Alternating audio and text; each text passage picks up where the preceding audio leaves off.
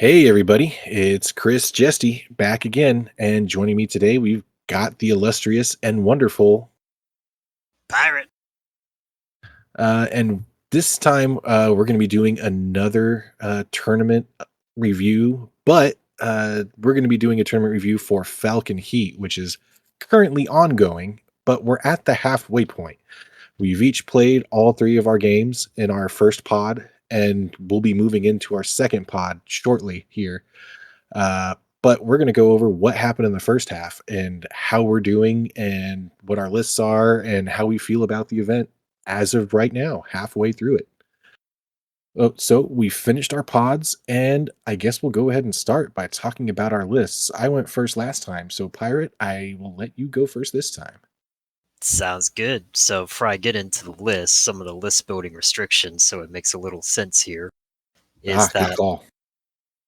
yeah, Got so we can have 2 to 6 units standard MRC, can't have the same unit twice, and steps within one, so I can't have like a 3-5 or a 2-4 of any sort on the skills. But as far as weapons, this is going to play a part in why I took the units I did. You can only have, what is it, 28 pulse damage across the entire list. correct. It's 28 pulse damage and no more than 12 jump movement points. Period. That's including battle armor, which sucks if you're a clanner. And you can have one tube of artillery of some sort, which is a change from our normal events, of which only 1 ton can be homing ammo. Was there a limit on tubes or just the 1 ton? Because No, you're right. It's one artillery unit. Let's rephrase that. One artillery unit, but 1 ton of homing arrow 4. So this is also limited to battle mech manual ammo, so you can't have like copperhead long toms, but you could have a regular long tom if you really wanted. or a long tom cannon, which is also scary. And this is set in the Ill Clan era. But outside of that, infantry and battle armor can't be taggers, which gets rid of, I think, what is it, the Kage or the Grey Death that I used before.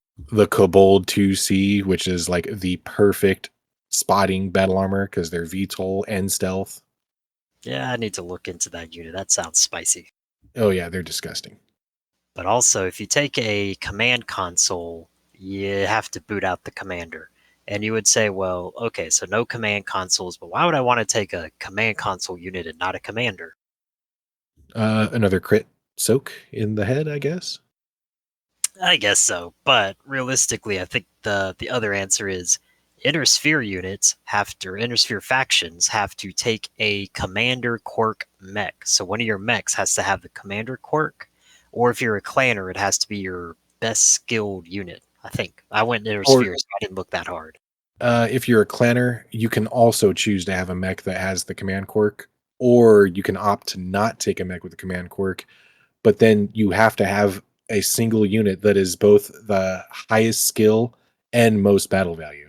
So if you do that, which we'll get into in my list in the list building process, it definitely does hamper you when you're adjusting skills.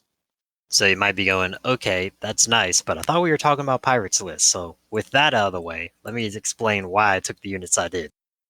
Yes, exactly. So, Foreshadowing. oh, absolutely. Foreshadowing. So, the first thing I took was a yellow jacket gunship Arrow 4 because I was like, if I'm doing artillery, I'm going to take something different than just a longbow because that sounded like something I had already done already. Because you did. I know, but I can't load with smoke rounds and just pollute the entire field with smoke everywhere. So looking at this, it's literally an Arrow 4 launcher on a propeller. I mean, that's it. There's nothing else to it. No other weapons. It's got case. I don't know why, because you ain't surviving if that thing gets shot out of the sky, but yeah, it has case.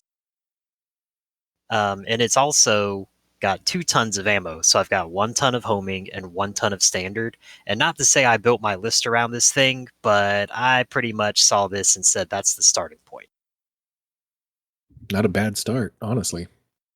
Nope. And all right, so I got my homing ammo, and I forgot there's another list building restriction. You have to take a unit that can take 1 ton of infantry transport, Oh, that is also correct. Yes. because there was a potential. The way the missions work is Desert is rolling for missions to see which ones will appear out of a list, and one of them could be a convoy mission. So at least one unit has to be able to escort 1 ton.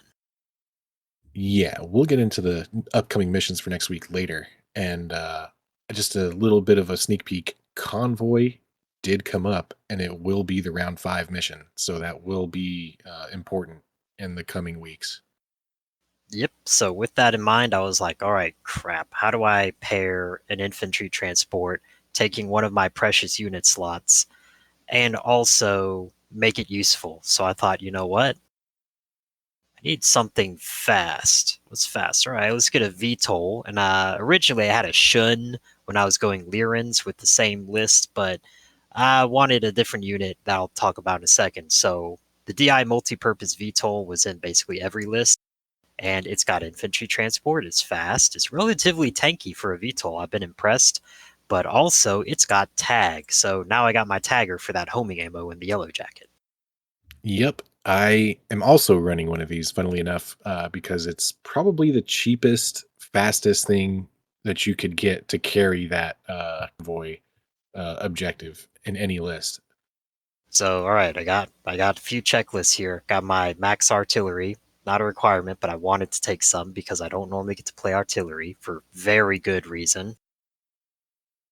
I Uh, agree. Yep, and I got my VTOL for my infantry transport. Now I'm gonna roll my Uziel. I want just a solid, reliable damage dealer, and I just love this mech. So I'm taking the Uziel 8S, and unfortunately, that maxed out a lot of my 12 potential jump movement on just the Uziel. Yeah, so the Uziel's got a 588 movement profile. So those are improved jump jets, which generate half the heat. Yep, but that starts limiting choices for um, the other units I want to take. So I was like, you know what? I saw somebody talking smack about the Seraph, and I thought it was hilarious how it does 30 damage kicks. So I actually changed my whole lineup from doing some weird Mongoose 2 Zeus thing in the Lyrans to the Free Worlds League, just so I could take this Seraph and do some TSM 30 damage kicks to legs. Ooh, that sounds nasty. Hang on. Before we move away from the Uziel, just a quick it's got 4 medium pulse lasers. So it jumps for 8, 4 medium pulse lasers. Extremely efficient and nasty mech, to say the least. Shh, that's the most common unit in Falcon Heat because it's such bullcrap. So I'm gonna I've pull a night. already I've already played against 2 of them so far. There you go. So I'm gonna pull a nitro and go shh. Just don't we don't talk about that Uzi. But this also no joke. 50 tons, 5'8" movement profile, 184 out of 185 armor. This thing is solid for a quad mech 50 tonner. And once you get that TSM active, it's a little faster, and it's got a plasma rifle and a bunch of flamers, mainly to help slow down the enemy and also possibly burn forestry before you do those kicks to units that think they're hiding in woods when they're not. But the Seraph, its whole thing is get into melee and start burning trees and possibly battle armor. But it's, yeah, 30 damage kicks. It's just eating legs and legging things. Dude, this thing has a turret for all of its important weapons. That's actually really good for a quad mech. This is pretty solid. I'm gonna have to give this thing a run later. It is. And if I wasn't trying to get into melee, I'd be going prone and hold down more often just to use that quad turret. Oh yeah, no, I that is we'll get into that on my list, but going prone and going hold down with the quad mech for free is the way to go if you've never piloted one before. You should try it out and mess around with it. It's definitely a finesse unit and something you can do to help up your micromanagement skills of your units. So I got all of these relatively fragile units like the Uziel. It can take a hit. It really can't take that many hits. The Seraph, it can take a hit. It can't take that many hits. and I got two VTOLs, and we know what happens when a VTOL gets hit in its side arc a little too often. Kablooey. Yep. So I'm like, you know what? I need another reliable unit. Hey, I love the Awesome 9Q. It's been a staple for me since I started playing, back in July of 22. So I'm going to take an Awesome 9Q. It's in every list, every MUL basically, forever. So why not? That gives me my tanky, standard engine, energy boat, ECM, tons of armor, blob to go sit on something if I needed to. Wow, I didn't realize it had ECM. This is a brick shithouse to say the least. 247 maxed out armor for the tonnage, 4 PPCs, and it's crit padded to all hell with double heat sinks everywhere. No, so besides the 16 damage kicks, if something does get in minimum range at -2, those PPCs, yeah, they're damage dealers, but they're equally PSR generators. Because I only need 2 of the 4 to hit in order to trigger a PSR.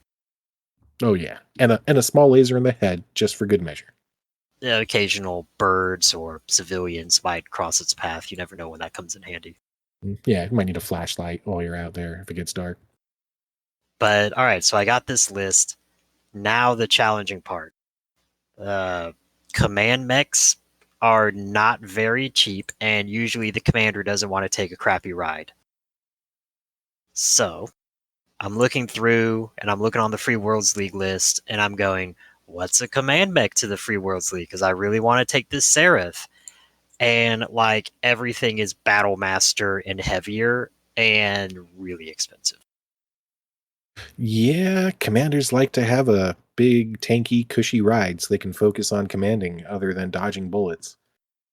Yeah, so when I was on Lyran's, I took a Mongoose 2, which has tag because of that C3 Master and is fast as shoot. And it's relatively tanky. I mean, it's not great, but the BV is also extremely low. So if we did get to crush the head, my goal was, well, I got a backup tagger, but also I got something that can run away. Now, when it comes to the Free Worlds League, I literally had to go, what options do I have? And I settled on one of the cheapest units I could find, which was an Archer 2RB, which is kind of a vanilla Archer with 2 medium lasers and 2 LRM 20s that I stacked with some Artemis ammo, 1 ton of semi guided, because I figure why not? I'm already tagging stuff. Maybe I can get a free tag somewhere, and a ton of fragmentation ammo because if something's hiding in the woods like another Uziel, I don't want it to. Yeah, yeah, you definitely don't want your snipers to set up shop and never leave, or your jumpy pulse boats to hang out and jump from forest to forest to forest all day. Yep. So that fragmentation came in handy in a few practice games where I would pretty much shoot the wooded hex near me and then go and kick with that 14 damage kick on the archer. But we'll get into that later. But that's my list there. Relatively happy with it. I could have gone sweatier, but everything's at 3-4 except the Seraph, which is 4-3. The DI multi-purpose, I had a little BV extra. It's got a 3 driving. I don't know if it ever will come in handy because I apparently can't roll for crap. But I'm relatively happy with it. Just wish I had a better choice of commander. Oh, that's interesting. All right. Well, so if you're relatively happy with it, you seem to be very well balanced. You've got 2 fast boys. You got your artillery piece that's actually extremely mobile for an artillery unit.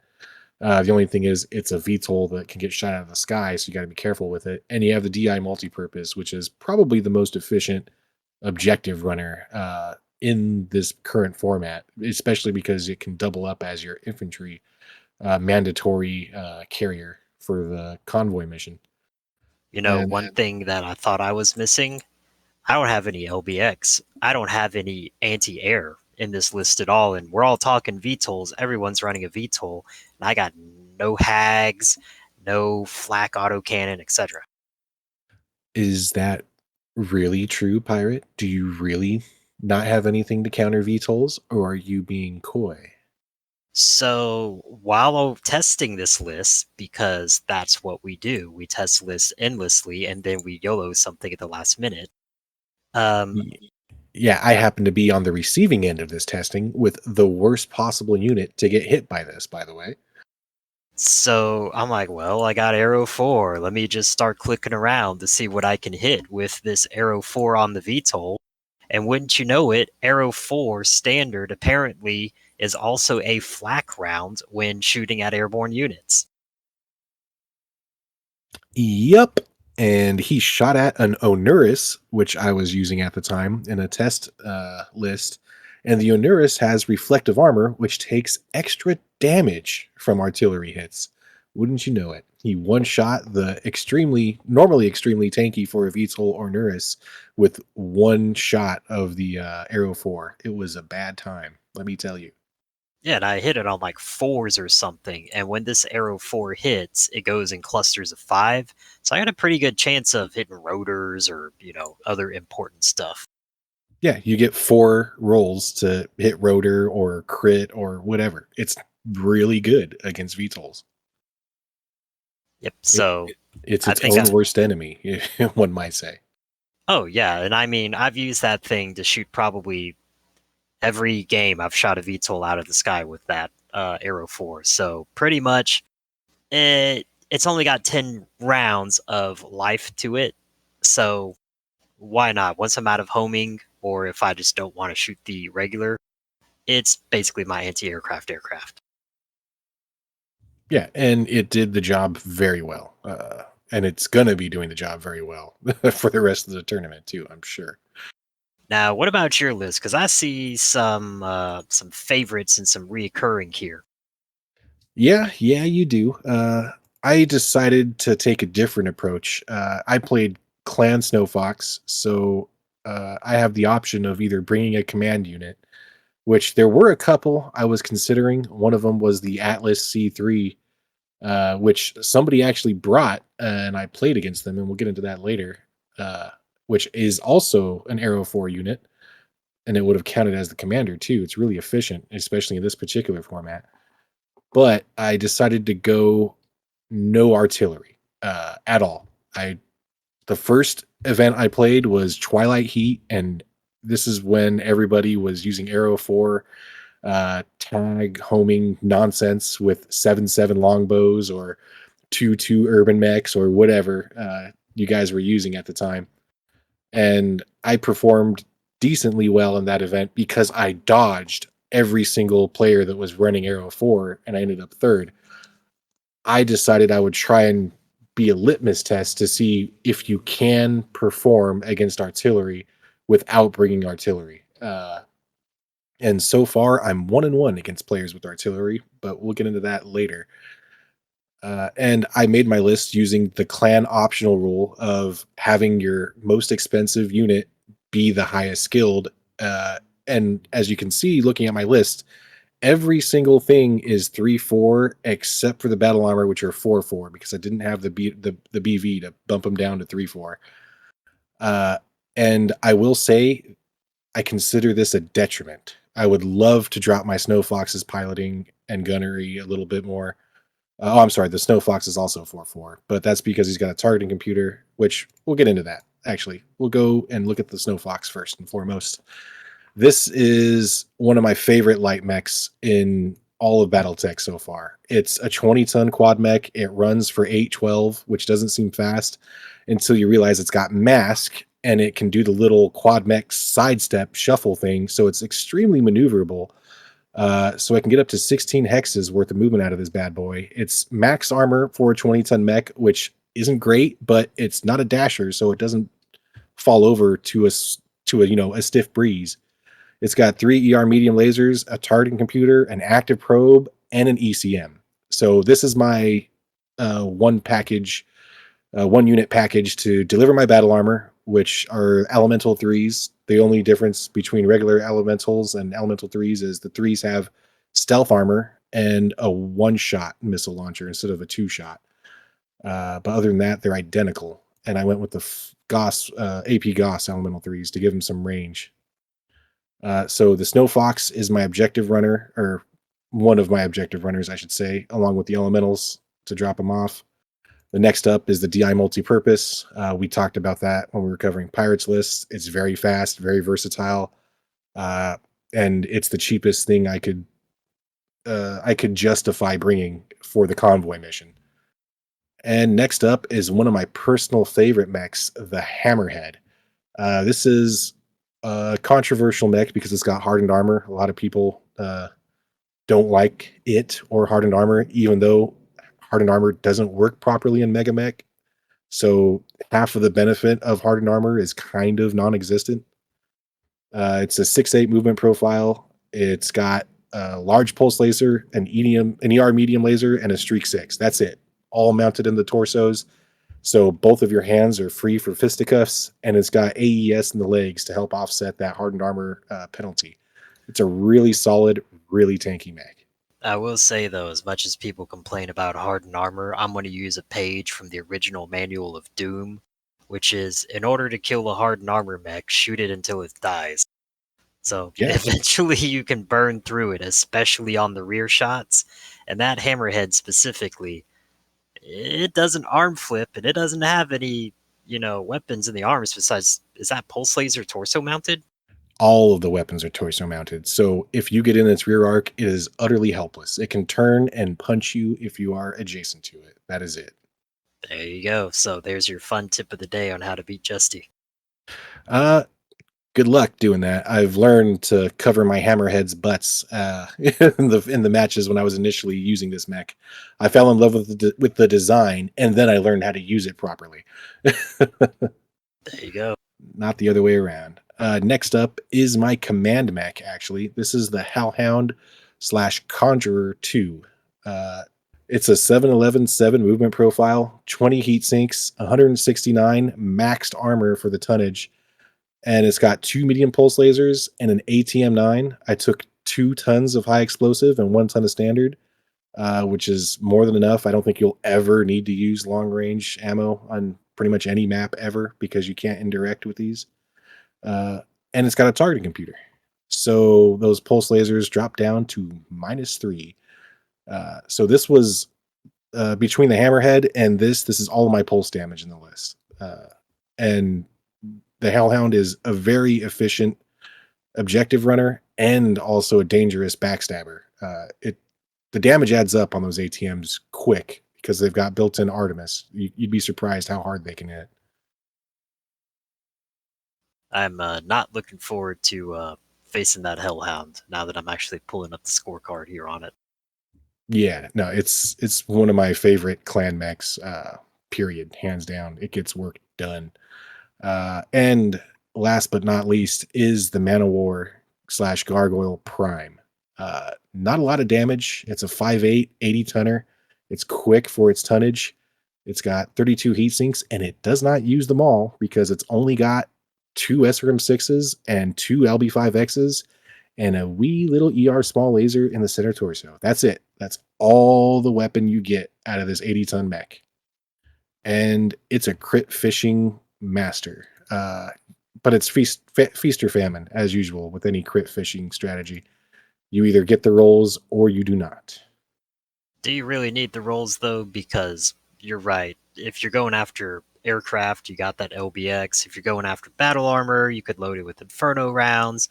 Or if you've got something else that punches a hole, like that large pulse on the hammerhead, then you got something to crit fish on the inside. And realistically, let's be real, this mech is more based on armor and speed. It's made for kicking, although the clanners will never admit that, and holding stuff.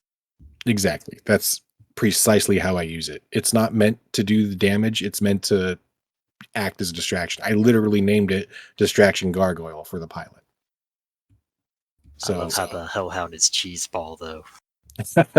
I mean, he's got 2 pulse lasers and a target computer. I think that says it all.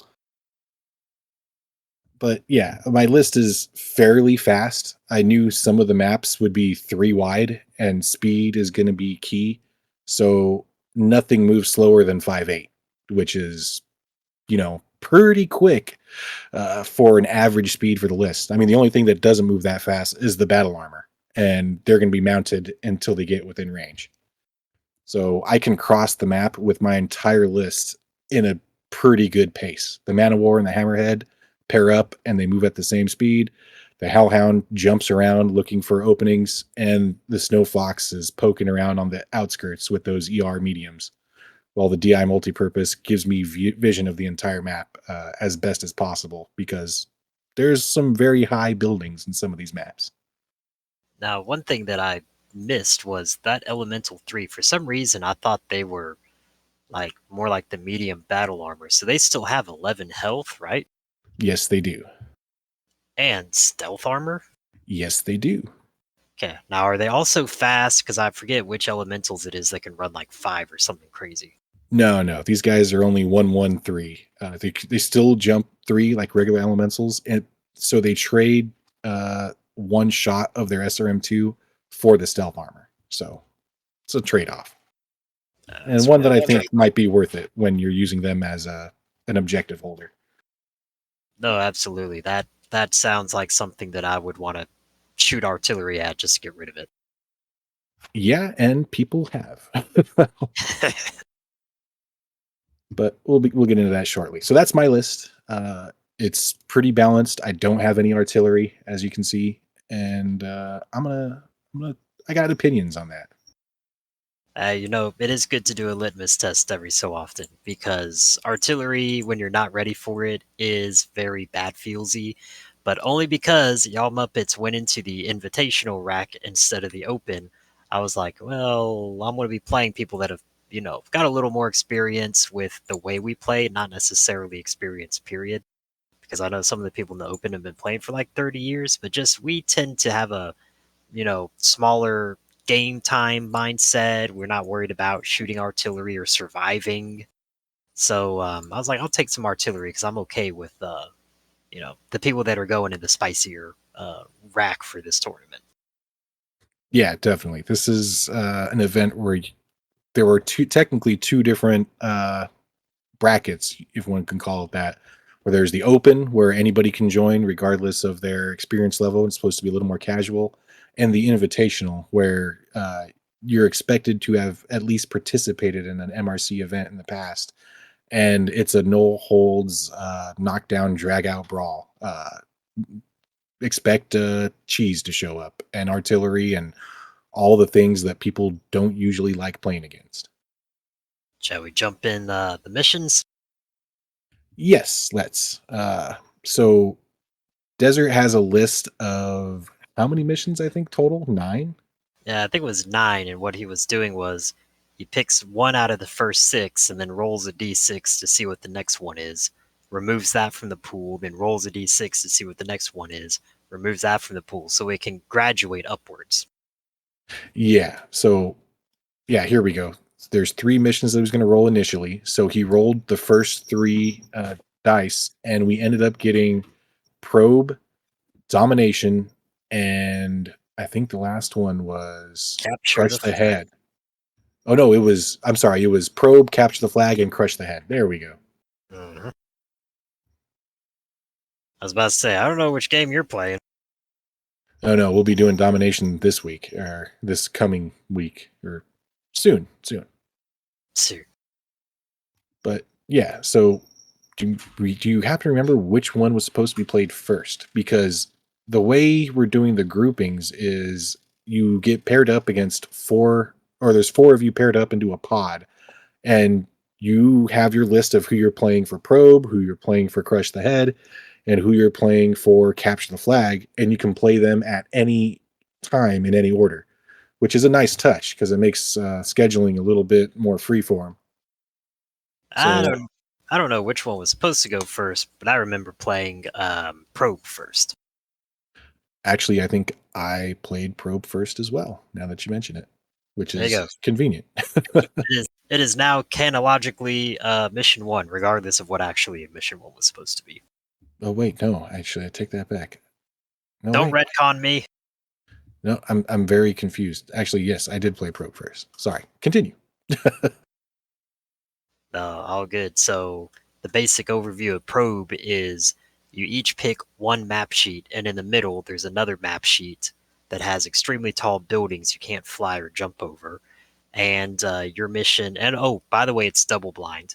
So your mission is to get a unit on the other side of the field, have it not shoot, and survive one turn, starting and ending on the opponent's map sheet. and then start withdrawing your forces. Yeah, and you got one objective point for each unit you successfully withdrew off your home edge, and an additional 2 points, I think, if you got the unit that did the probe itself off your home edge as well. And one thing to note is the objective points are more for tiebreakers. There's still a win-loss binary, but then there's tiebreakers of objective points that do carry over Well, between. No, they don't carry over between yeah, missions. and it was combat score is actually what's going to determine tiebreakers after win loss. Oh, So so for instance, I already kind of gave up the ghost that I went 2-1 in my pod, and I think I did anyway. If not, then I did just now. My bad. But I went 2-1. Someone else in my pod went 2-1, and our combat scores are going to be the tiebreaker within the pod. And those combat scores will not carry over to the next pod. It's just all kind of self-contained in this first half. you can see that I'm carrying on the noble tradition of not reading and being illiterate for MRC. Oh, don't worry, I didn't read that either. Sam had to explain that to me. But yeah, so you want to go ahead and go over your probe match first? Sure. So I played Dragon Noob, and it was good to play him again. Last time I played him was in Two Kid Heat, or no, Two Kid in the New Year. So we do the typical lineup on either side. My goal was to get a bunch of units over to his side of the map and then flee off the field really quickly. His objective was to do exactly the same thing. So I'm setting up my units. I've got my artillery in the backfield. I've got my archer propped up on a hill. Picked a relatively open map, but with some hill and elevation so I could look down upon everything. Had my awesome kind of blocking some streets that I thought his runner might try to run through. And it was pretty uneventful for like the first 4 turns because it was pretty difficult to weave in between those buildings in the center of that map. But eventually, I don't know what he was thinking, but he had his piranha. I guess he was trying to be sneaky with it, making me think it was an assault mech, maybe. But he had his piranha that he had moved with no TMM, and I just happened to come around the corner with my DI multi-purpose VTOL. And because I'd been getting angsty for 4 turns and not actually seeing anything, I'd shot some homing ammo into the air. So then, about turn 5, I line up a nice little shot on his piranha and nuke it out of orbit pretty much with homing arrow 4 shot. And I'm like, Did all you right, did you double tap him with 2 homing arrow 4 shots or just the one? I want to say it was just the one, and it like blew off a leg or an engine and made him go prone, and he was dead the next turn, regardless of what actually happened. Oh yeah, you lose a light mech, or you lose a leg on a light mech, and you're pretty much dead the next turn. Yeah, there is no coming back from that. So if I was feeling good, I was like, all right, I'm 1 up. Then next turn, my awesome, who's blocking the street, um, he gets caught by visuals on a VTOL. I think it was either the Shun or the multipurpose. I forget which, but it was one of those VTOLs. So that VTOL blows into my side of the map, and there's really not much I can do about it. I was able to get a couple shots on it, took off some rotors and things, but like turn 6 or 7, it exists on my map sheet. Yeah, So yeah, so I bolt my stuff over to his side of the field. I got my Uziel, my multi-purpose, my Seraph. They're all running. I figure I'll get a couple of chances of getting the probe data. And one thing back to packet literacy, that VTOL that he put on my side of the field, I was able to use Arrow 4 to hit it and immobilize it. It fell, but it didn't explode. So it was, I think it was technically crippled, but crippled on a vehicle is such a contentious thing. I'm not actually sure what a crippled is, even though Megamech says it is. But crippled units can score in this event. That's one thing that I caught me slightly off guard because that's why you have to read every packet because every TO is going to be different, and that's not a bad thing. You just got to read the packet. Really, I was under the assumption that they could not score this entire time. So, yeah, reading comprehension. No. So, it just says the unit has to survive. It doesn't say anything about its status. Fair enough. All right. So, he gets this VTOL that's immobile on my side of the field and it lives the second turn. So I go, well, crap. I know he's going to do the same thing that I did, which is he's got all of his units already starting to back up. So I go, well, I've got my unit. I've scored something. I'll start backing off my home edge, but I'm going to use my 3 units, which still exist, to try to like eat some of his units. Couldn't. I tried to get my Seraph to go blow the leg off of his Victor. Couldn't. So at the end of it, he was able to get his units off the board. I got a couple of my units off the board, but that doesn't matter on a win loss situation. He got it. And the combat score was pretty much me taking out that VTOL and Piranha versus Zip. But doesn't matter. The objective is the part we're playing. Yeah, true. Objective based gaming means objective is more important than anything else. So Uh, how did your probing go? so my probing went a little bit differently. I played Alderon, who's actually, I think his real name is Jeremy. I played him at NashCon, actually. I didn't realize it was the same guy that I played round two at NashCon last year until you mentioned it. I was like, oh crap, that was you. So it was cool to have a little reunion with him. I will say his dice turned on him a little bit in NashCon last year, and they kind of did the same thing this time.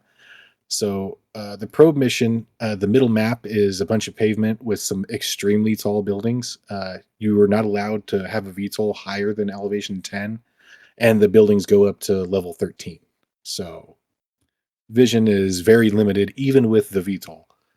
As I mentioned earlier, my entire list is very quick. So I was into the center map on turn two with at least 2 units. I know I had my Snowfox in the middle, creeping around, hiding behind buildings. And the DI multi-purpose, because it's a 3-4, I was very hesitant to run it through the middle. So I only used cruising speed, not flanking speed, the entire time it was next to any of those buildings because I didn't want to risk failing that 4 piloting skill roll and skidding off the map or into a building and blowing up, which sounds like something I would definitely do.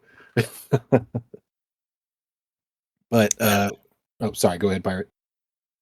that pavement is deadly, and I want to say that is it took out something of Dragon Noobs. I think it had a VTOL. Well, it was a VTOL that smashed because it was trying to weave in between those buildings. So even if you don't have pavement, you're still going through like the was it the Kestrel run? Oh yeah, yeah, the Kessel run. Yeah, no. So I chose not to do that and decided to drive Miss Daisy through the city. And I was able to get my DI multi-purpose to the edge of the city map. But by the time I did that, I had already had my Snow Fox make it onto his side of the map.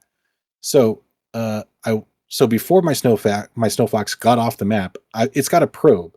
So every time I move it, I'm getting sensor data, and I got a couple of sensor pings because it's double blind. I'm like, ooh, I wonder what this is. Whatever it is, it has to be fast, and because it's already in the middle. So his hover APC ended up getting to the middle around the same time my Snow Fox did. So I brought my Snow Fox around a corner and ran right into his hover APC. I was literally like a hex or two away from it, and I was able to unload on it with. I think I was able to get my Hellhound in there because it can jump for 7, so it doesn't have to make. Which you kind of have to weave in between the buildings, so you might not always be able to jump for that 7. But I was able to make the Hellhound get there, and between the Hellhound and the one laser I had on the Snow Fox, because he was carrying battle armor and I didn't want to drop them in the city, he only got the one laser in the head to shoot at it, and I ended up taking out the poor little hover APC on like a lucky crit through the side torso. Granted, it didn't really have that much armor to begin with, but it still was a crit that destroyed it outright, pretty much. And that there goes one of his objective runners. That was his first unit. He was planning on to get to the other side. He only had, I think, 4 units total. Now that I think about it, or 4 mechs and the APC. He That's had a uh that's tough on some of these missions where spreading out is vital. Yeah, definitely. He had a Shadowcat, a Kingfisher, a Ryukin C. I think there was a Shadowcat Prime, if I'm not mistaken. And I want to say he had one more mech. But I was able to get the Snow Fox into his side of the map, and because it's fast with the mask, he ended up positioning most of his units toward the center and north of the map, where I had my VTOL. He got eyes on my VTOL with his Shadowcat, and he was kind of moving in to block the VTOL on the north side, and I ran my Snow Fox out on the south side, pretty much mostly uncontested. He got some pot shots off on the Snow Fox, but it was so quick, and you run for 15 hexes and then use your last bit of movement to drop prone to give yourself that extra -2 to be shot at, or +2 to your TMM, kind of, for being prone. And I think you needed like 11s or 12s to shoot at the Snow Fox. And I dropped off the battle armor as well. One thing to note, when you are doing the probe, the unit is not able to fire unless they have an active probe, which my Snow Fox did, but I didn't think about it at the time, so I chose not to fire the Snow Fox and also not to fire the battle armor. But apparently, I guess there's a technicality. You can only do one unit because that's got to be the one unit that gives you the bonus points for getting the probe data. So I had both the Snow Fox and the infantry on his side of the map at the same time, and I figured the Snow Fox is a hell of a lot quicker than the infantry. The elementals only jump for 3, so I chose the Snow Fox because it had a really high TMM and was prone and was unlikely to be hit by anything if he even had shots under 12. And it survived that turn. I think he had like a shot or two on 11s, and I was ready to run out the next turn, pick up the battle armor, and leave. And I thought I hit load, and I'm pretty sure I did. I hit load and then stand up, and then I booked it back to the other side, rolling mask on 5s on my Snow Fox. And for some reason, it didn't load the battle armor, and my elementals were sitting there saying, "Hey, wait, what about us?" Out, they were basically hung out to dry like 6 or 7 hexes away from the middle map on my opponent's side. And the Snow Fox just kind of ran off, like, "Oops, sorry guys, good luck out there." Yeah, that always sucks when something that you could probably change in person, Megamech's just like, yeah, no, no, we're moving past that now. Yeah, I'm not sure what exactly happened there, but for whatever reason, I was probably my fault. Maybe I messed something up in the process, but I did not pick up the elementals. But on the way back, he was chasing me down with his Shadow Cat and his Ryukin, and against my Snow Fox, and he had decent target numbers, all things considered. He needed like maybe 7s or 8s, and he missed pretty much every shot on the Snow Fox except for 1 or 2. But the Snow Fox didn't go down. It didn't get crippled. It didn't lose any legs, I don't think. And it was able to make it back to my side of the board. And during that, I was able to destroy his Shadow Cat, which was his next fastest mech and his best shot of getting data before he made it to the other side of the map. And at that point, I had already gotten the data and gotten my Snow Fox out of the middle map. His Shadow Cat was destroyed. His Ryukin, a little lit up, but not really damaged. And he decided to call it there because the objective was win loss, and uh, he didn't feel like he was going to get off the map in time before I got more units than him off the map and destroyed possibly any other unit he may have gotten to my side of the map. So the game was over, I want to say, in about 6 or 7 turns, possibly. It didn't take too long, but it was a decisive victory on my end, objective wise. Anyway, I basically ignored the Kingfisher and the Ryukin, and I forgot what the third mech he had was. Uh, Brutal. but yeah, I just played cat and mouse and was a little bit quicker as the mouse, or fox, I guess. So that was my probe mission. So I'm up 1-0 and going into round 2. What was the round 2 mission for you, Pirate? For me, it was crush the head. For me, it was capture the flag. So, do you want to do crush the head both next, or do you want to do crush the head and my capture the flag? We can let you take a double on capture the flag, and then we'll round it off with me go and crush the or CTF, then crush the head and let you finish off. Oh, okay. All right. Okay, so my second round was against Tweezer, and it was capture the flag. As we just mentioned, it's the same setup: three map sheets with a specific map in the middle. The crush or the capture the flag mission doesn't have very much terrain in it. There's literally a diagonal line of heavy woods that have swamp and are flanked by level 1 water on each side, and it's a symmetrical map, and you have to get to your opponent's side of the middle map and get to the building on for in my instance, I started on the west side. I had to get to the building on the east, northeast portion of the middle map. And Tweezer had to get to the building on the southeast portion of the middle of the map, and I had to prevent him from doing so. Uh, my list is very fast, as I've mentioned before. I was able to get pretty much all of my units into the middle map by turn 2 or 3. By turn 3, for sure, I had my gargoyle and my hammerhead playing goalie on my objective, keeping him away from the flag. I had my hellhound, my DI multi-purpose, and my snow fox with the infantry running for the flag on his side.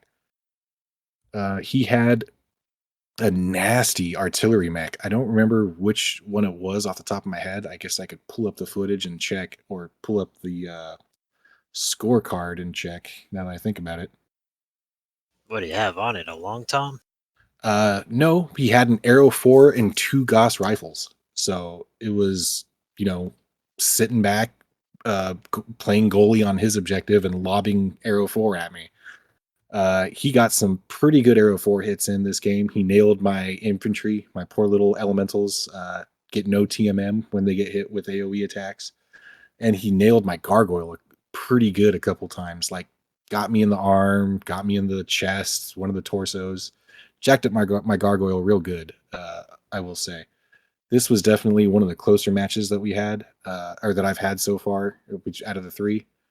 And I was able to get to his objective or threaten his objective with 3 different units. I could land with the DI multi-purpose, I could jump in there with my hellhound, and I could run at it using mask on a 5 with my snow fox and get 3 different units on the flag at the same time.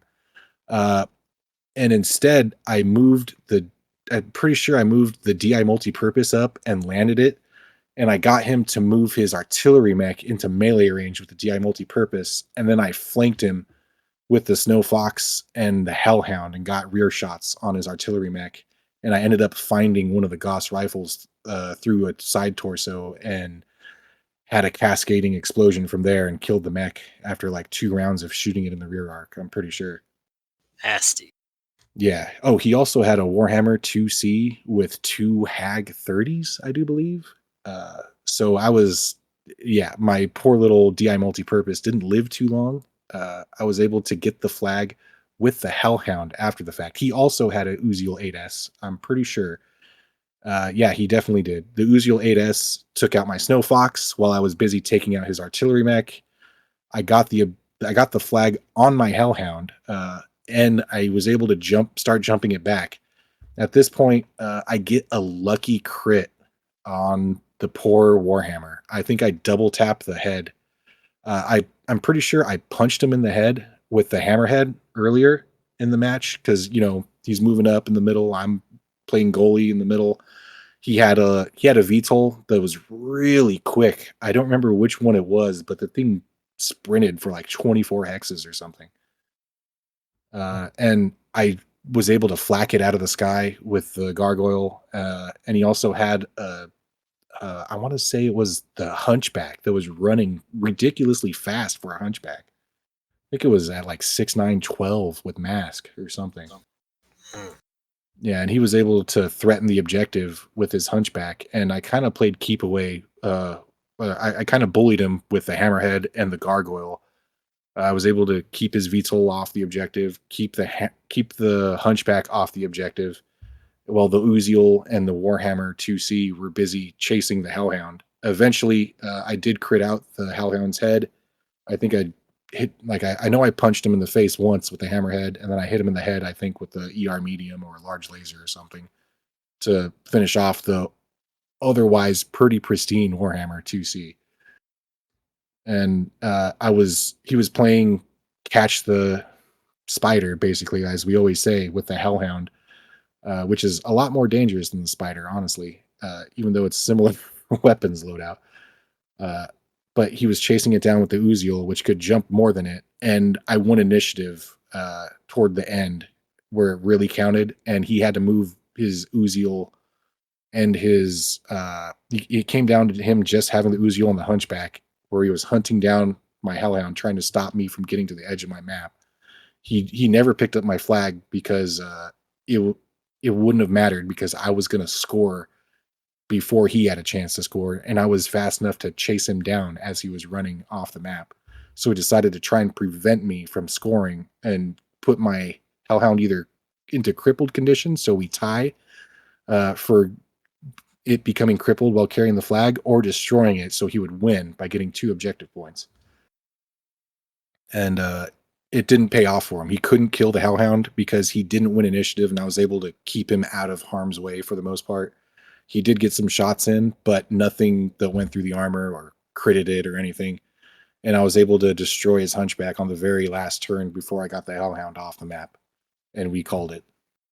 One The of the Uziel was unscathed pretty much that whole map, being a fucking nuisance with those 4 medium pulse lasers. well, yeah, that's why you take it, because it is a giant PETA.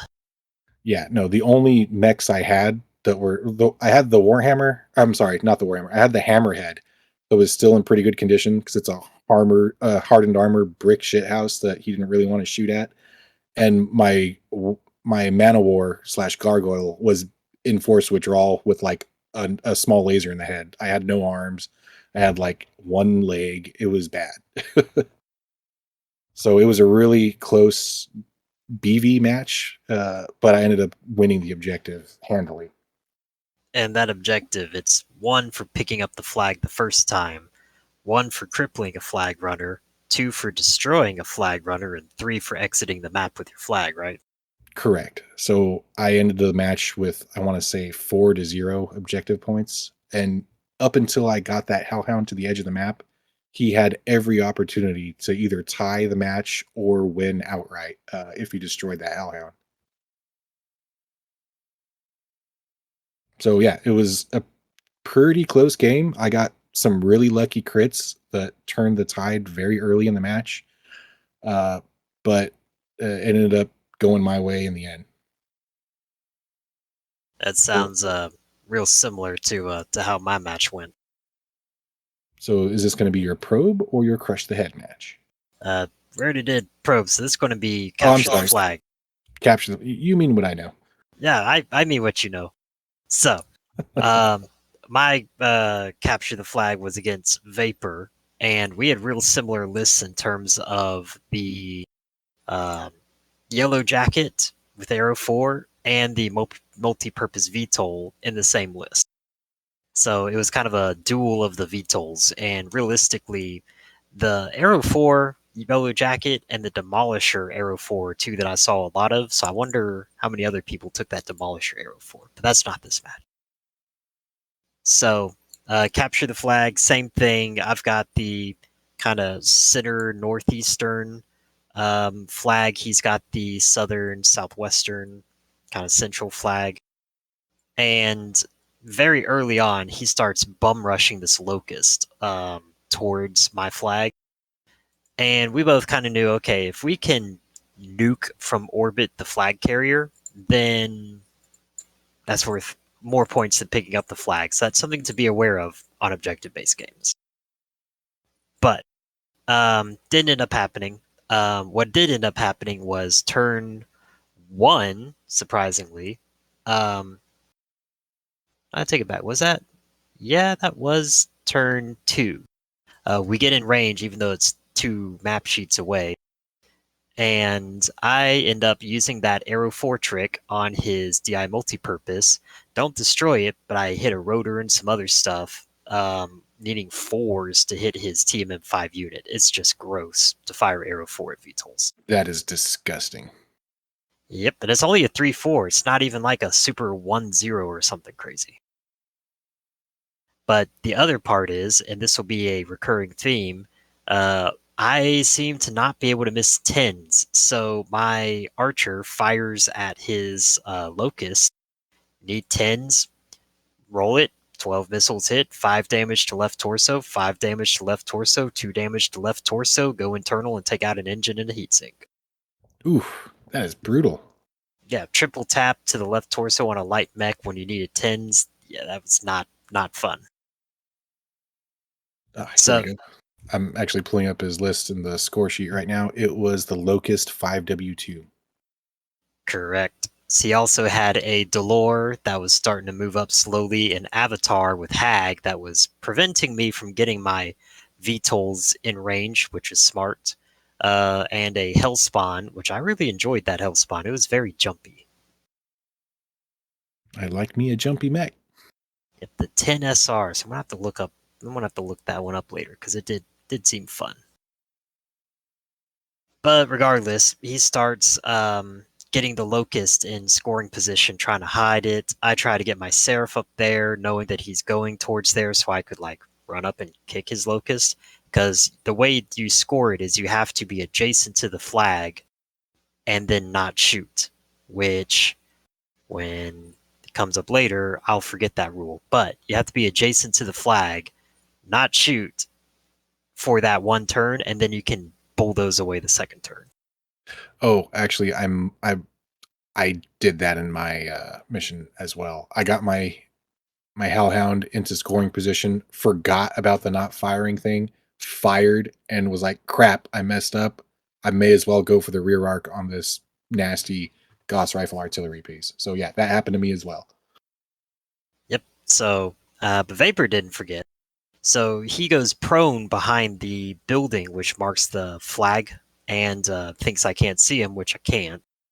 But at least I get my Seraph in range to get after him next turn, and he picks up the flag, scores the first point. All right, Gotcha. that So Locust. he's up 1-0 with an engine hit on this Locust that's 4-3. So going prone isn't so bad of a deal because he only needs a 3 to stand back up. Correct. So then, turn 2, I take another shot with the flak rounds on the multi-purpose of his, do some decent damage. There's so many misses except my archer needing 10s again, hits the Hellspawn, starts chipping away at its armor. And then as he's bolting that Locust away from me, my Seraph just can't keep up. My Seraph is fast, but it's not as fast as a Locust. No, not many things are.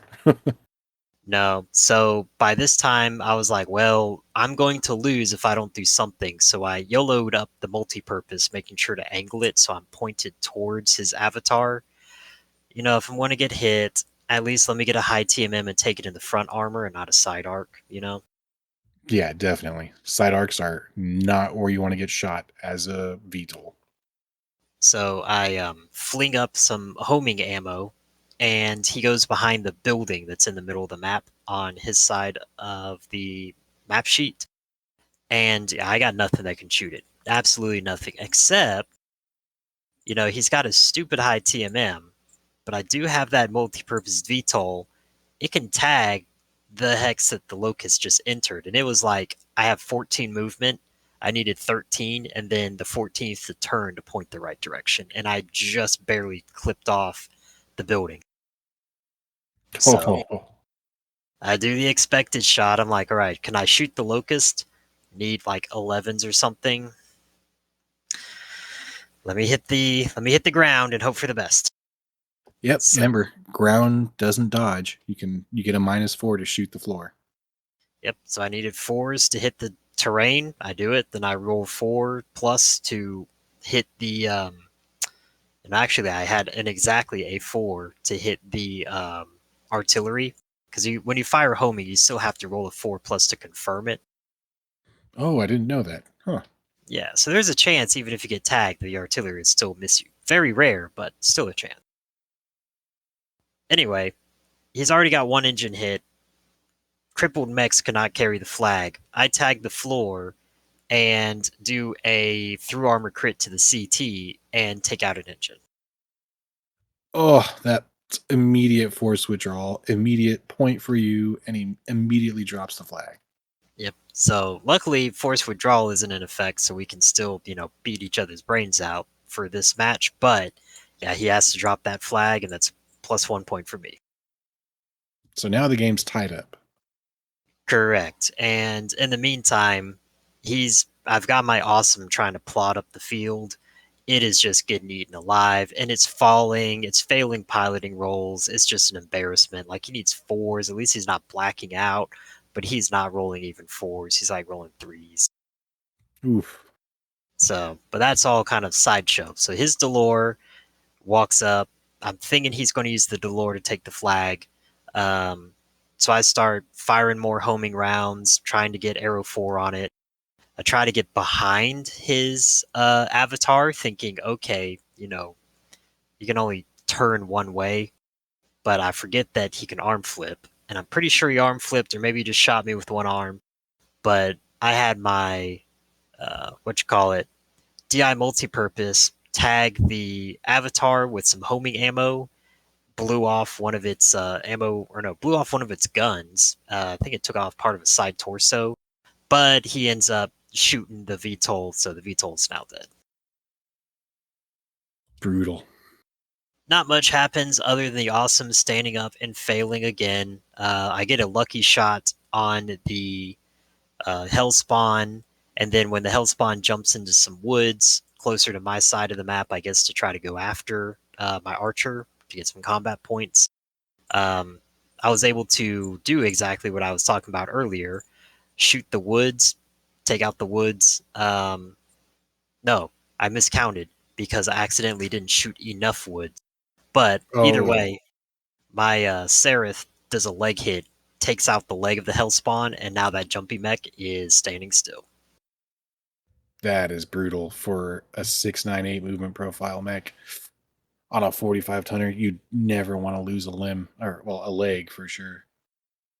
No, absolutely. So then it's pretty much clearing the board at that point. The Locust goes berserk, takes out the engine and gyro of the awesome. Archer misses a lot. Delore and Myuziel trade shots, but Myuziel had jumped up, got the flag, so now I'm up. I thought 2-1, but as it turns out, I fired that turn, and I didn't realize that until I was almost off the board. We made a gentleman's call into Vapor's credit. He was like, you know what, it's fine, it's fine. I was like, no, it's not, but like I got enough time. Kind of like, was it Mr. Incredible? Yeah, I think I got time. Yeah, So the Uziel is very quick. You would have made it back in 2 or 3 turns. And what turn were you on at that point? it was getting late. It was like turn 11 at that point, and I was one turn away from jumping to the board edge. Oh, so So, it's about 2 more turns to get back, maybe 3 to get back to the flag. So you had time to get there, oh, but he would have had chances to shoot you down. yeah, and I had made a epic heroic run away when he was shooting at the Uziel. I even did the jumping into heavy woods, knowing there was swamp there, just to get the extra TMM. Oh, So wow. I was like, I'll get the +2 for the heavy woods in front of me, the +2 for the heavy woods I'm in. Then I just got to roll like a 5+ to get out of the swamp next turn. So it's okay for me to jump into those woods because it means I will definitely survive one turn. Because if I don't, there's a pretty good chance I won't survive the next turn. Fair enough. Yeah, so risky play, and I did all that heroics and then go, fuck, I didn't get the damn flag. So, jump back, pick up the flag honorably and correctly. So now I'm actually at 2-1. He lands the VTOL to pick up the flag that he had dropped on the Locust. I thought the Delore was going after it, but apparently not. Um, the Delore and the Avatar take a bunch of hits. My mechs take a bunch of hits. Long story short, his VTOL trying to escape.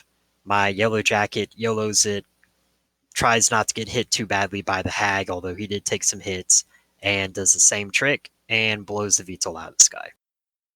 Yeah, that arrow 4 is nasty. Oh, Yep. so And you get another 2 points for destroying the flag carrier, or at least an additional point for instead of crippling, destroying the flag carrier. it was cripple because amazingly, the VTOL actually fell 3 levels and did not die. It just was engine destroyed immobile. Oh, well, never mind. But you did cripple it again. I don't know if it's cumulative or not, which is maybe you had 2 points for crippling 2 different flag carriers. I'm not sure. And I take it back. The Arrow 4 did hit it, but it was actually the Archer rolling tens again that ended up pinging it out of the sky. Oof, brutal. Yeah. So we played a little more, and then we realized this isn't going to change the outcome of anything. We'll call it because while I can't get my Uziel off the board, I was just 1 turn too short. I was up, and there wasn't really anything we could do about it. So ended up winning Yeah, that one by the skin of the teeth. yeah. The objective was decided at that point. Correct. Understandable. So that was round 2 for both of us. His, well, actually, we both that was both of our capture the flag map. There's a better way to say it. Yep. And then last but definitely not least was crush the head. Do you want to go right into your crush the head match, or do you want me to go first? Mine is a Actually, sad tale that won't take too long. So, funnily enough, so is mine. So I'll go ahead and let you go first, and we can commiserate after. so pull out the small violins because this is a story of me and Anoop was a great gentleman about it. But my dice decided, you know what? We just won't be having any of this today, and we're just not going to play nice. So started out okay.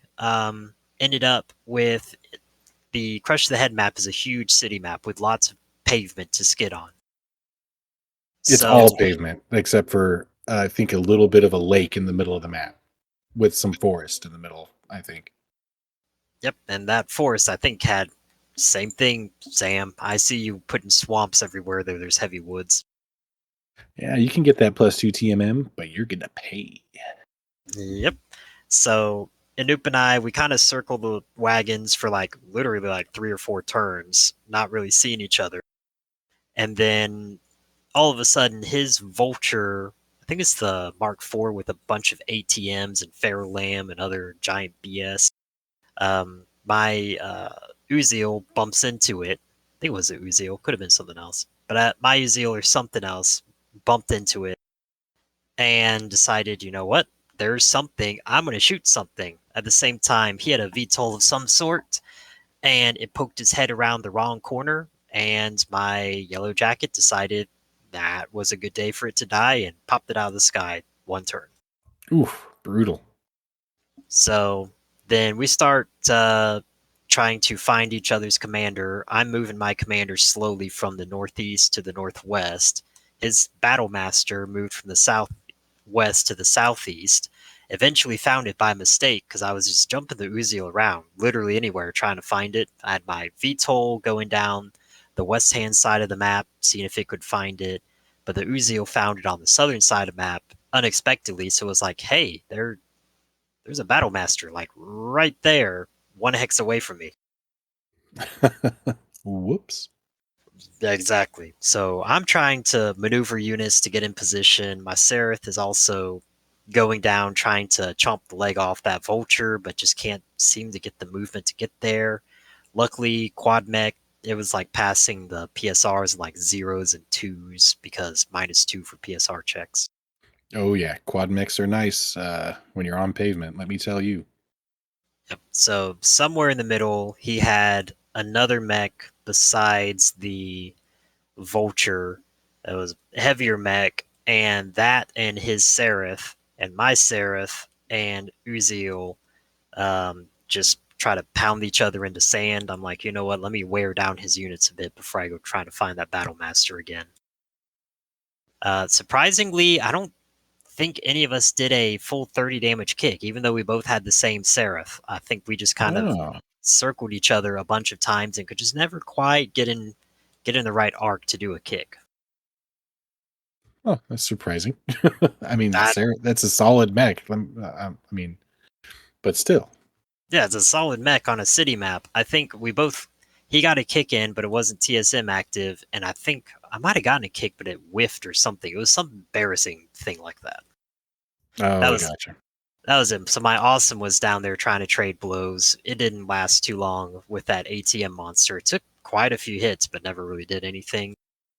I'm firing arrow, trying to get something to stick, but my multi-purpose VTOL all the way on the western side of the map just can't get into the center or the center east side where the action's taking place to make use of any of it.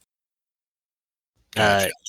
Eventually, he has a spider that stumbles upon my archer, and well, that's no good. I was able to take a few pot shots with semi-guided ammo when I was able to tag with the multi-purpose VTOL, but realistically, he knows where my commander is, and that archer is not fast, unfortunately.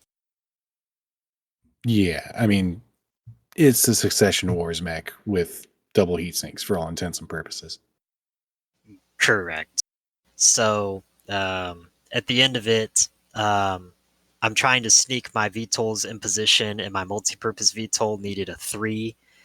It failed it on Snake Eyes and skidded. It needed a 3 again. It failed it on Snake Eyes and skidded. Oh, Now, it didn't die, but it wasn't in a great spot. And I'm like, all right, fine. So I'm like, well, let me get my yellow jacket up there so I can direct fire artillery because I'm out of homing rounds. It needed a 3, failed, skidded, hit a building, died. So I'm pulling up the round report, looking at this, like, this is BS. I rolled Snake Eyes 3 times in a row trying to get around these buildings. And then I thought I was closing the round report and accidentally stood still the Uziel. that is brutal. That was a death sentence. So he came up on it. The rest of it is pretty much writes itself. My awesome was already torn apart by the vulture. The Uziel, maybe it had a chance on the Battle Master while it was mobile, but not anymore. It already lost one arm. And the archer, there's only so much an archer can do against basically a full lance of, ill clan mechs with succession era tech. And I just started backing up, taking shots, and eventually he fell. And that was game. Yeah, that's pretty rough. I mean, we all make some mistakes when it comes to the UI. We're like, oh crap, I didn't mean to do that. Like me abandoning my battle armor on the map, Yeah, and and I don't want me to standing still with an Uziel. Ooh. Yeah, and I don't want to take away from Manip because he did a lot of good playing. He did a lot of good maneuvering, and he once we figured out where each other's commanders were, he did good at defensively hiding his and aggressively going after mine. But there's some games where you're just like, man, it's not my opponent's fault, but I'm not really enjoying this too much now. Kind of like my tiny match with Sacred, where it's like, really 10 through armor crits on the same mech. Kind of that feeling there. But you know what? I still had BattleTech, still had fun. Haven't played a Noop in a while, so I came out with as much of a smile as I could, and also, vengeance against my electronic dice. Yeah, I mean, yeah, I've got a similar sad story, except I think you put up more of a fight than I did.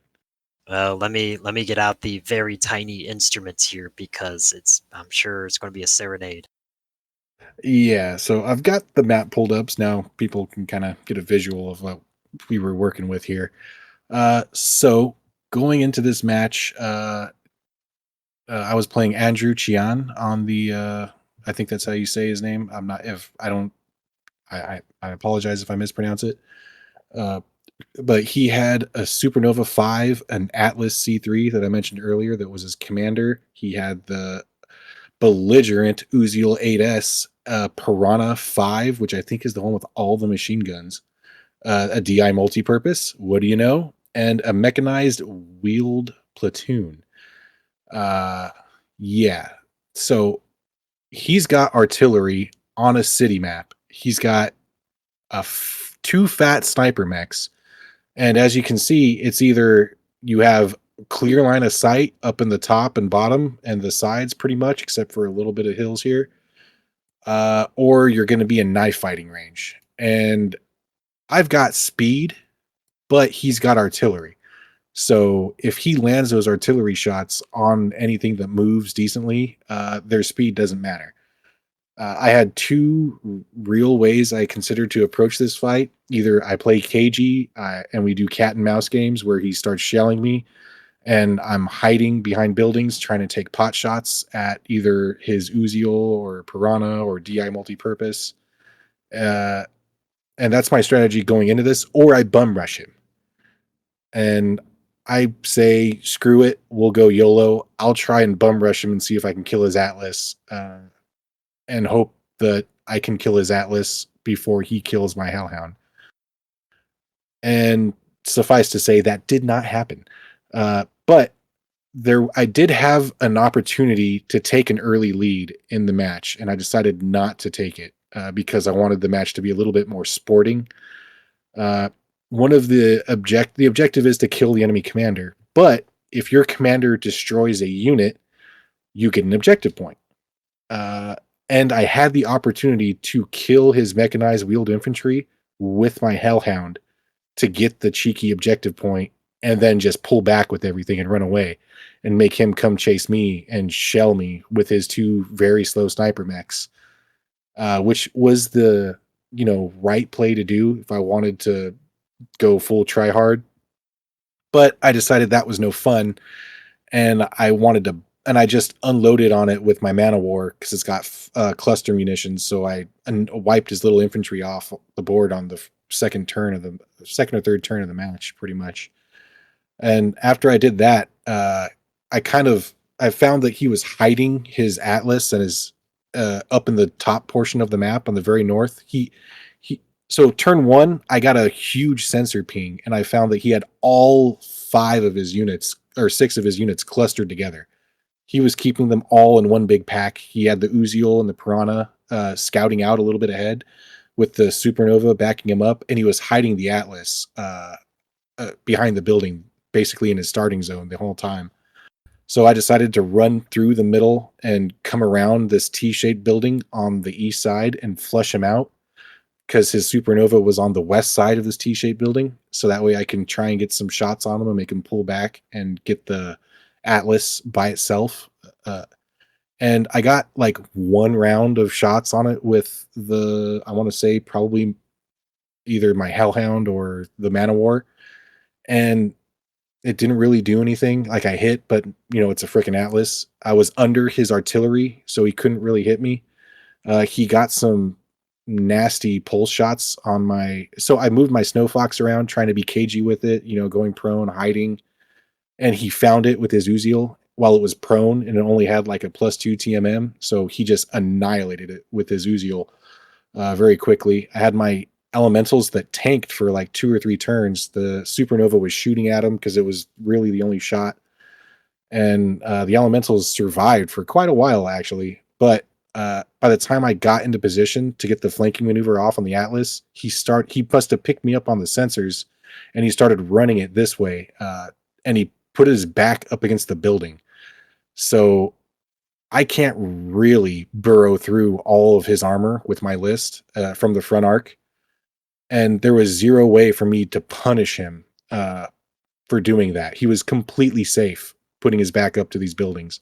I had zero counterplay to that other than maybe charging him into the wall, which I don't think would have done pretty much anything to him, if I'm not mistaken. If you displace them into the wall, I think they just kind of stop there. Or maybe I could have charged him and destroyed him. I don't know. I don't think I could have destroyed him. I think it just would have did a little bit of damage or negligible damage. I'll have to double check the rule. But he was sorry, go ahead, Pirate. I don't know. I think if you're able to charge him and displace him into the building, and then somehow he fell in a basement, and then Oh, also you shot the building, maybe.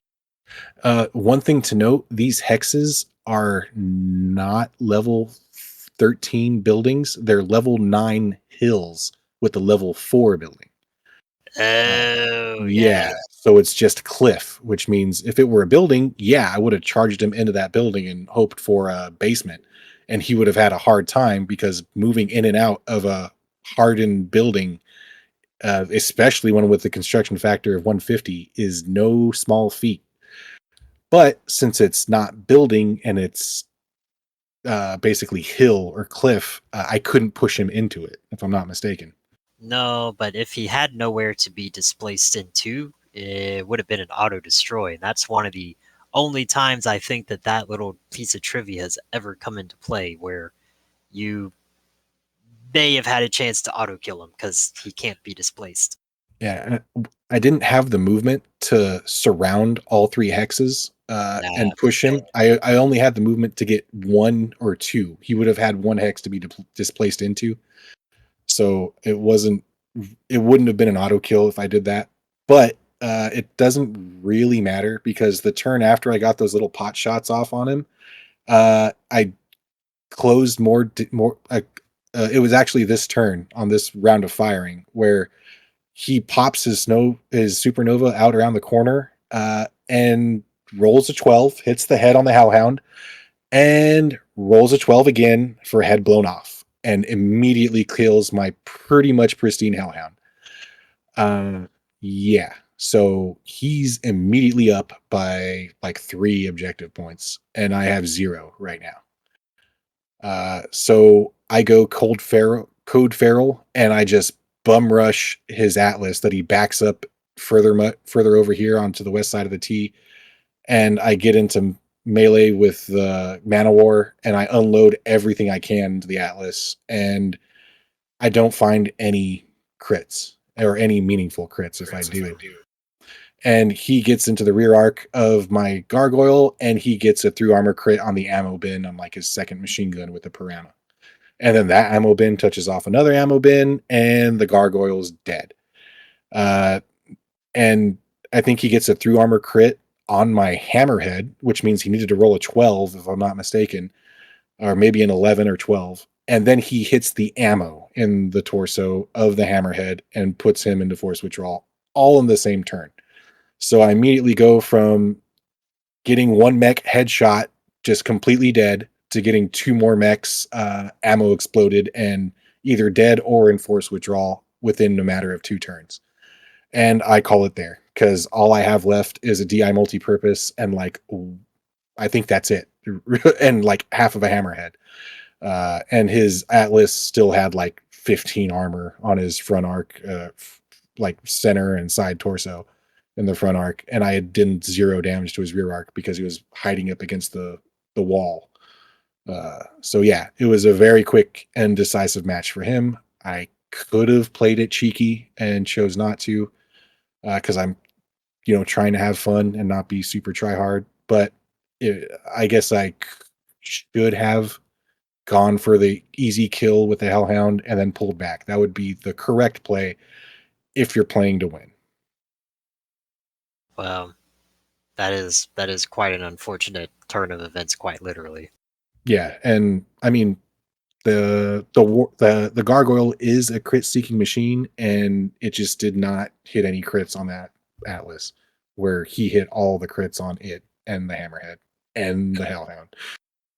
Thing you did call out though is getting underneath the artillery. So that is a valid tactic, and it may help others in the event or in future. So I learned this playing Goshank because he likes to bring artillery. The artillery has a minimum range, but unlike LRMs, it's a straight up minimum range. It cannot fire. So if you can get in direct line of sight and within like 7 hexes of an artillery unit, it cannot shoot you. One thing to note, it can fire homing artillery, and then you Yes. can tag a target within your minimum range in order to get the homing round to hit within minimum range. And that I think is why some of the artillery units have tag, is to do exactly that exploit. Yeah, I think that's working as intended, and I call shenanigans. But,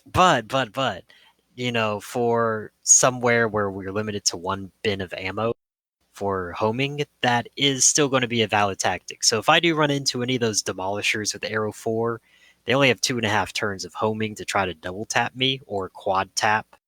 That was going to be a nightmare if that happens. But Yep. Yep, but it is possible. But once they do that, they have a lot of direct fire ammo, and that means something like my Uzil is completely safe, getting right in front of the demolisher in that situation. That is true. So I don't think he fired any more artillery after that, or if he did, he didn't hit the tag and it didn't matter uh, because he critted me out regardless. Oh yeah, no, I'm not saying it would have made a difference, but just that was a good call out there. Yeah, no, no, it's definitely a tactic that I had intended.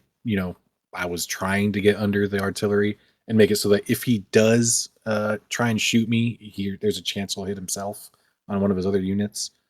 Uh, but yeah, it's just brutal, brutal crits. Like, I mean, it was one of those games where the dice have spoken, and they said you lose, pretty much. I mean, like So I said earlier, I did have the option to take the cheeky point and run away, and it would have been a very, very different game. Uh, and I got punished for not doing that. so that leaves you up 2-1 and me 1-2. Correct. And that is going into the second half, which I guess we can talk about now. So I still haven't seen what missions we're doing in the second half because I've been so busy planning for other events. So what actually are we doing next? Okay, well, first of all, I ended up losing out on tiebreakers in my pod to Andrew Chian. He had more combat score than I did, apparently. So we both ended up 2-1 in our pod. So I don't know what that means going forward for the next set of pods. Maybe he'll be in pod one and I'll be in pod two. I'm not sure. But with that being said, matches number 4 is going to be domination. Match number 5 is going to be the convoy mission, which is why we all have these transport VTOLs. And match number 6 will be King of the Hill. So, how do you predict your list will perform in those upcoming matches, Pirate? Arrow 4 is going to take out the infantry transport VTOL. Arrow 4 is going to be a massive detriment to anything with low TMM on the King of the Hill map. And domination, I got 6 units. I ain't worried. Well said. I got 6 fast units in domination. I'm pretty confident in my ability to do that one. The only thing I am worried about is needing to stay on the physical objective to hold it. So I'm going to have to be shuffling units around back and forth to keep their TMMs up. And artillery is great at just targeting the ground when they know you have to be there. So I'm a little worried about that. So one thing to keep in mind is with the yellow jacket, unlike the demolisher, I can move forward and back.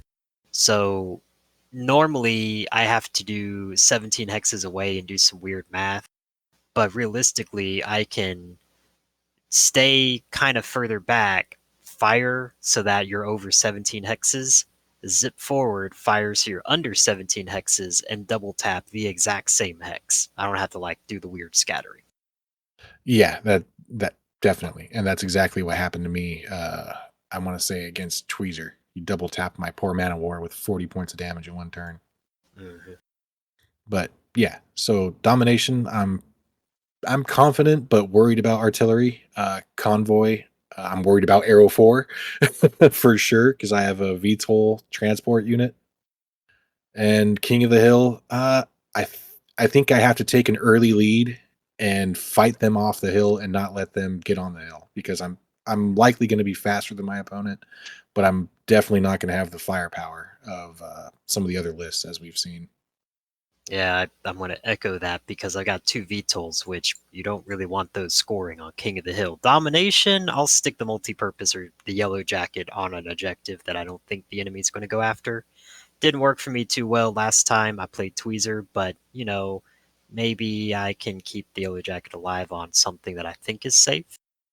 But realistically, early point lead on King of the Hill, and then just low TMM units are going to suffer, or high Gotcha. TMM units are going to suffer because they can't generate a huge TMM there. Yeah, and that's exactly what I'm worried about. Also, if you have not taken a peek at the King of the Hill map, You might want to, because if I'm not mistaken, and it hasn't changed since the last time I looked at it, you can shell the hill from your starting zone. So that's one thing to watch out for. I also am going to actually read the packet because I feel like there's probably something in there that's important to read to determine how I actually play. Yeah, but we can do that later. Oh yeah, no, we're not going to do that until 15 minutes before the game starts, and even then, we're going to skim it. Yeah, I'm planning on doing it right in the middle of deployment for round one. But I think that's all we've got for you guys tonight. Interesting set of circumstances going into the second half of Falcon Heat. So far, it's been pretty fun. How you feeling, Pirate? Feeling good? Feeling confident? I'm enjoying it. I definitely see the dice gods smile and then taketh, but I've enjoyed the camaraderie with my opponents so far. Yeah, yeah, definitely. It's been all good fun, and yeah, Lady Luck is a harsh mistress to say the least. She But giveth and taketh away. I am also enjoying the custom maps because that does definitely put a spin on something besides everybody playing random. Yeah, I will say I do like the custom maps. I'm planning on them for my event coming up in April, and I'm taking some notes from what I've seen Sam do. So watch out for cheeky forest swamps. Should put ice on it, on pavement as well for no reason. I actually did put ice on one of my maps I've made already. Well, I think that's going to do it for us tonight. So I'll go ahead and say goodnight to Pirate and everybody else out there. Adios, everyone. All right, everybody.